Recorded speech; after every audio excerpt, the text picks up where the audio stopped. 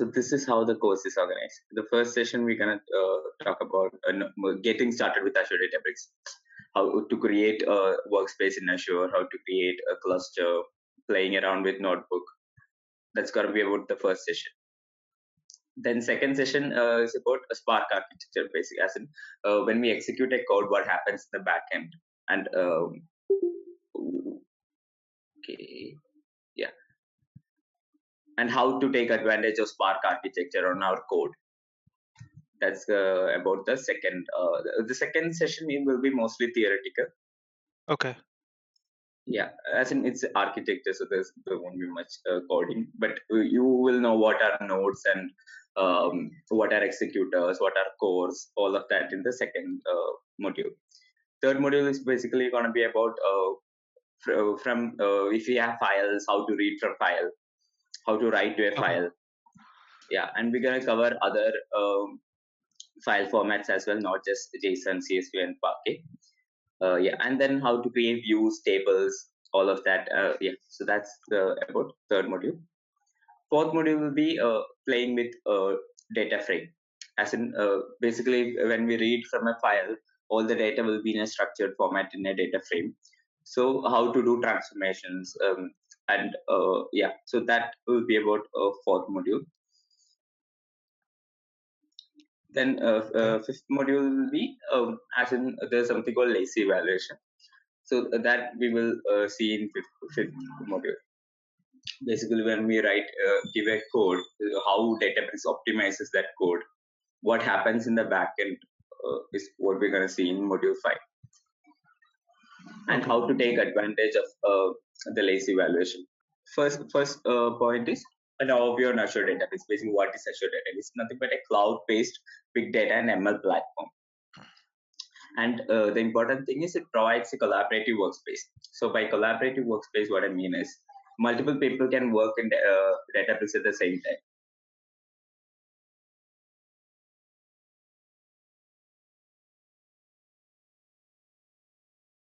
By collaborative workspace, what I mean is, say if we have, if I'm using one notebook, and then if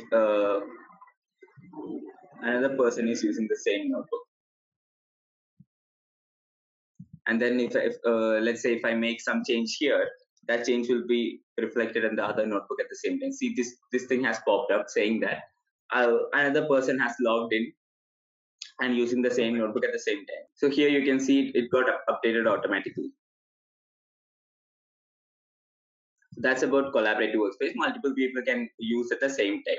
So if there is one more user, one more circle will come up with that user ID. Okay. Yeah, so that is about collaborative workspace.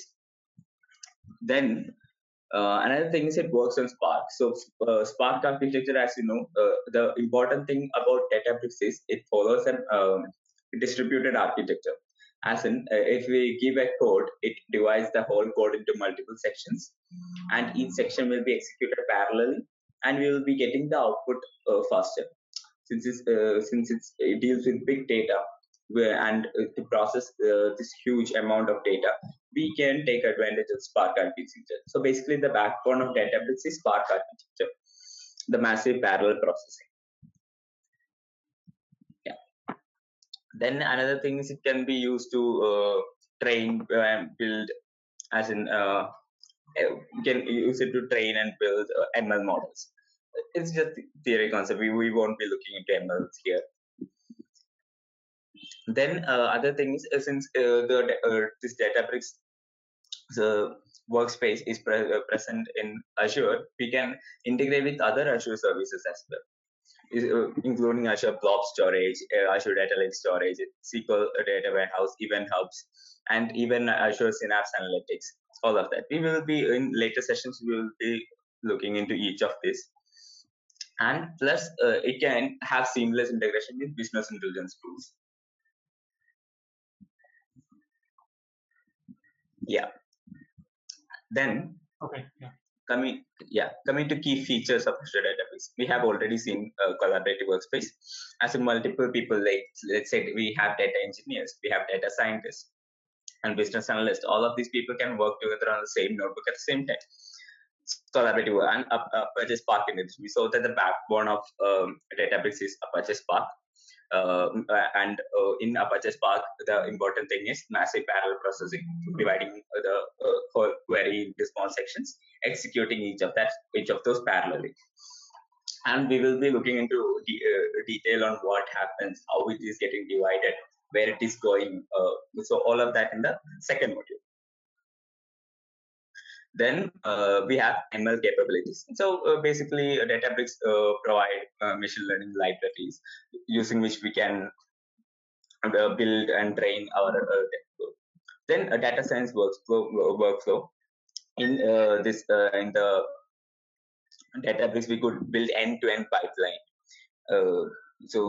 As in from end-to-end pipeline, basically what I mean is we could do data preparation, data cleansing, and all of that.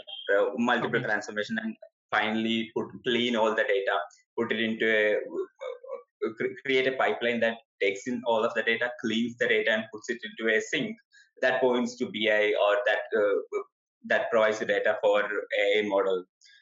So the complete end-to-end pipeline can be built in Databricks.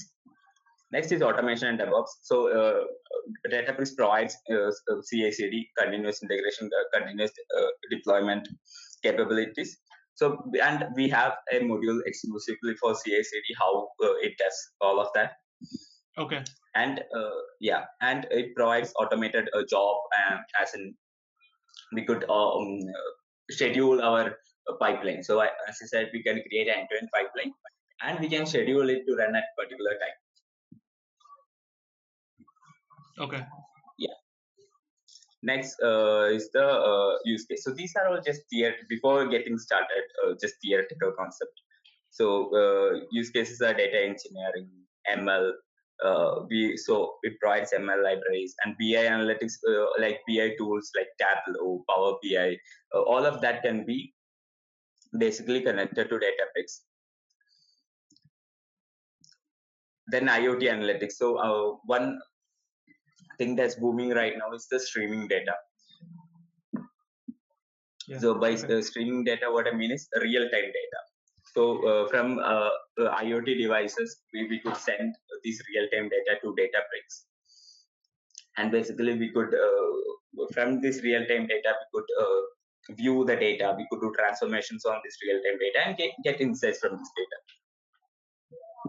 Next, then it's about genomics. Genomics is nothing but as in it supports whether we could identify genetic variations and build models for disease. Basically, it deals with healthcare data. That's all.